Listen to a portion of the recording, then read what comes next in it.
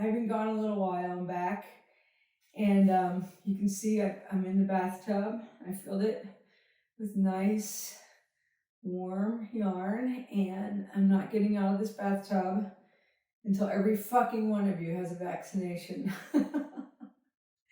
Nah, I'm kidding. But I'm here to talk about COVID and vaccinations, and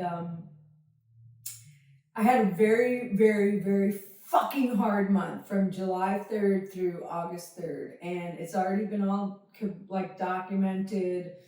And I don't need to go over it, but I just want to say that the short version, you could shape it many different ways, but one short version is to say that people with very different political views, who didn't know each other at all, fucking got into it. And I was the target of a lot of anger. It triggered my PTSD. Anyway, blah, blah, blah. Why don't we just look at the yarn? See, this is why I'm in the bathtub, because I don't even want to talk about it. But I mention that only as preface, because here's what I want to talk about. I'm not on the social media as much, although I'm on it quite a bit. And, I'm just seeing, I do think this divisiveness is getting deeper and worse and terrible. So I have a couple of ideas. I know me, little Pollyanna in my bathtub full of yarn. But I had some ideas for, there's this idea about we start healing in our own corner of the world. So instead of screaming about, Biden and Trump, and let me just make it perfectly clear, I think all politics are stupid. If you need me to back that up, I invite you to read Gail Collins' recent column, which she wrote with another guy, and it's like they're just talking about what a scumbag Andrew Cuomo is. There's scumbags of every political persuasion, and there's good guys too, and guys and gals, whatever. I was using guys like we use it in South Jersey, which is everybody. But I'm so tired of the screaming and fighting, maybe because I'm a middle child, I don't know. So I wanted to offer a homework assignment. Naturally, I can't tell you what to do, but maybe you'll try it. Did you ever see the movie, the original Batman movie? It probably came out in 1968 or 69. It's hilarious. It's pure camp. And yet, there are two scenes in that movie. I think I might need to watch that movie again today. There are two scenes that I think beautifully, beautifully capture what we're going through as a nation, as a world, as small towns, as human beings. So it won't really be a spoiler because, you can enjoy the movie no matter what. But at one point, Batman and Robin have found a bomb. It looks very much like a bomb in the cartoons, like Acme bomb. It's got the fuse is burning, and Batman runs to get rid of this bomb, and he's going to throw it in the water so that it's extinguished. And here comes a mother duck and her babies. So then he turns around, he runs the other direction, he's going to throw it off into the distance, and here comes a whole bunch of nuns. And so he looks at the camera and he goes, "Some days you just can't get rid of a bomb." And I feel that way about the COVID and the Delta variant. It's like, it's not going to go away fast or easy. I can't convince you to get a vaccine. I can't convince you to wear a mask. I can beseech you. I don't know. But some days you can't get rid of a bomb. So that's what I thought of. But the other part of the movie that really got me, it's at the end, spoiler alert. So they're at the United Nations and they're all talking in different languages and they have their interpreters or their interpreter headsets. I can't remember what they have. I don't even remember what the Deus Ex Machina was that turned them all to dust. But all of these international politicians are suddenly just diminished to piles of dust.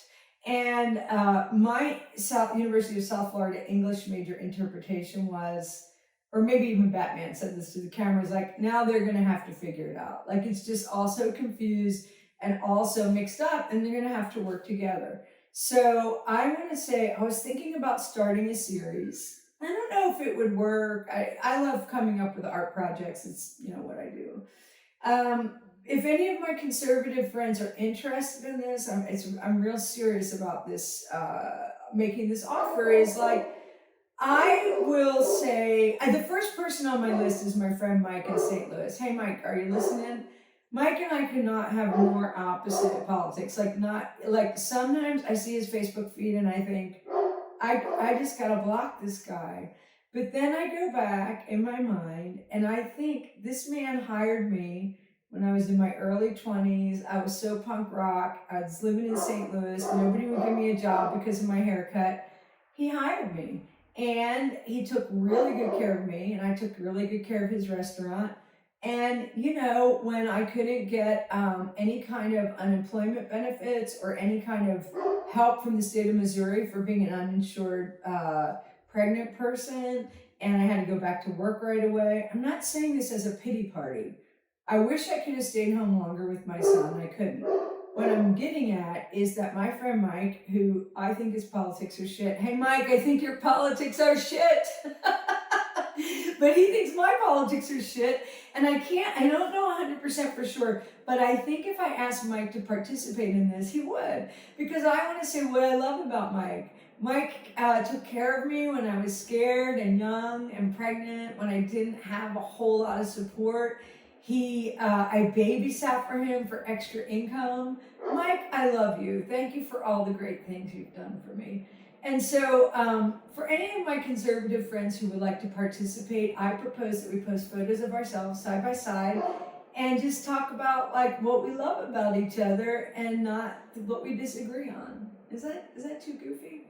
So those are my thoughts for this week. I want to know how y'all are holding up. I know this is. It's exhausting. Isn't it exhausting to be stuck in amber? Isn't that interesting? Think of all those little insects who've been stuck in amber for who knows how long. They must be exhausted. The last thing I want to say is I had made a plan. Oh my gosh, did I mention I have a yarn shop?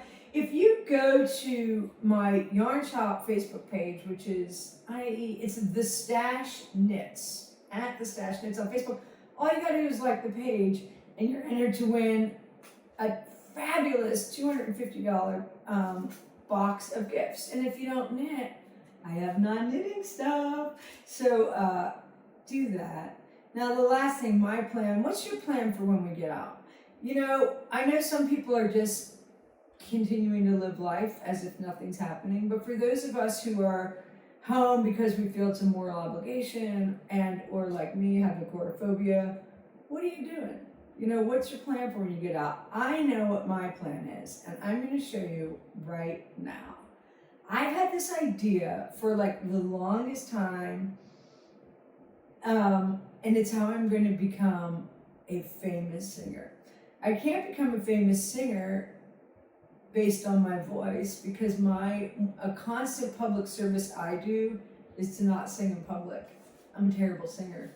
But I thought I was thinking of a way to touch the hearts of Generation X.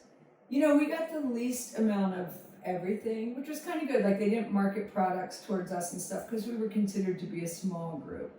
And don't any of you call me a baby boomer because I'm just the oldest of the Generation X's. So I am the boss of y'all, so you know.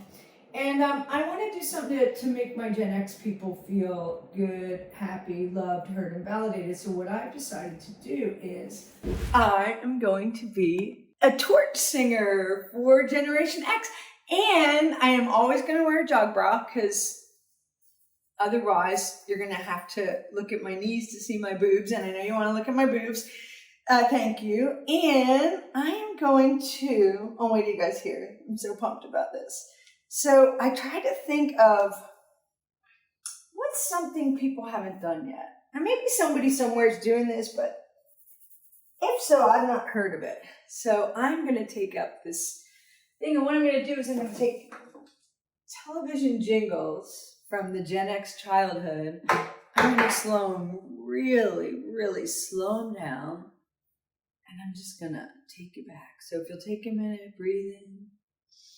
Breathe out. Don't worry if you're vaccinated or not vaccinated or masked or not. Right now, let's just all have a moment of unity To all my Gen Xers who love Trump, to all my Gen Xers who love Biden, to all my Gen Xers who are fucking fed up with everybody, such as myself. I don't mean fed up with me, I mean I'm fed up. This one is for you. Oh, Digger the dog, Digger, he goes with you when you explore. You just pull his leash and go for a walk. He's Digger the dog. Yes, I'm taking requests, so keep those cards and letters coming, folks. And it's good to be feeling good again. I hope you're doing okay. Bye. Hey y'all, thanks a lot for tuning in. I hope you'll like and subscribe to my channel.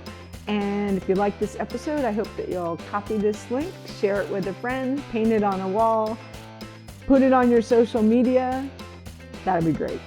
Thanks a million. Take it easy.